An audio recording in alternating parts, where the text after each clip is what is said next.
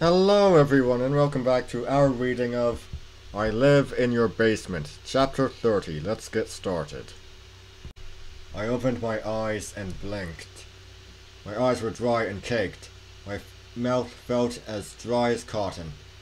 I must have been sleeping a long time, I told myself. Still lying flat, I stretched my arms out.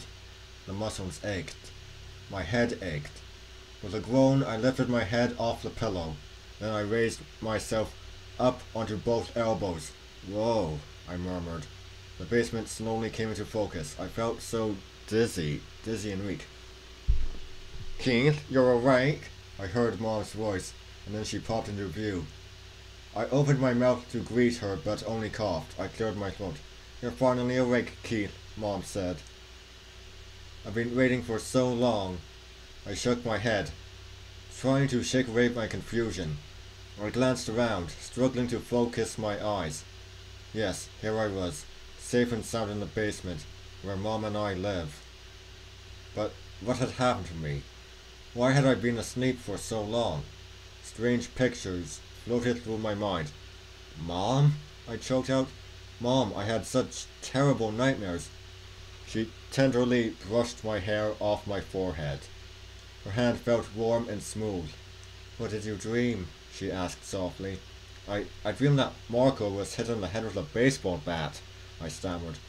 Mom bit her bottom lip. You dreamed about Marco? She asked, staring hard at me. I nodded. Yes, Marco was hit by a bat and I... But you were hit by a bat, Keith, Mom interrupted. Not Marco. Everything was turned around in the dream, I told Mom. I dreamed that I went up to Marco's room and told him who I was. I told him I live in his basement. Mom sat down on the edge of my cot. Then what happened? She asked. He started fighting me, I told her. Marco was horrible to me. He started wrestling me, and he pulled me down the stairs. I was so frightened. Mom narrowed her eyes at me sternly. Keith, I warned you, didn't I? I warned you never to play with humans. Yes, but... I started... She raised her hand to silence me. Never play with humans, Keith, Mom scolded. You're a monster. You should never forget it. She sighed. Just because you look exactly like a human doesn't mean you can be friends with the humans. I know, I grumbled.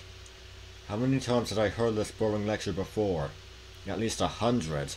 I warned you never to play ball with Marco and the other humans, Mom continued. But you didn't listen to me. And look what happened. I raised my hand and felt the bandage on the side of my head. You were hit on the head with a bat, Keith, Mom said, her voice trembling. You were badly hurt. It's no wonder you had terrible nightmares. Mom, please. I tried to sit up, but she gently forced me back onto my back. You can't go up and play with the humans, she continued her lecture. Once Mom starts, it's impossible to stop her. We have to be so careful, Keith. So careful. I know, I cried. I know the whole lecture, Mom. We're monsters and we live in Marco and Grinny's basement. And if they ever find out we're down here, they'll get frightened and chase us away. Mom frowned at me. I know it's tempting to go up there and play with them, she said. But I hope you've learned your lesson. You had me so worried this time, Keith. I'm sorry, Mom. I'll be careful from now on, I promised. That seemed to make her happy. She smiled at me. Okay, she said.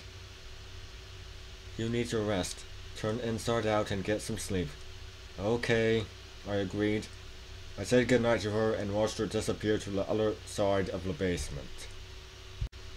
Then I opened my mouth and began to turn inside out. It felt so good to let my insides pour out, so clean and refreshing. My heart and arteries slid from between my teeth. My stomach was halfway out my mouth when I heard a sound. No! A sound on the basement stairs. I glanced up and saw Marco standing there.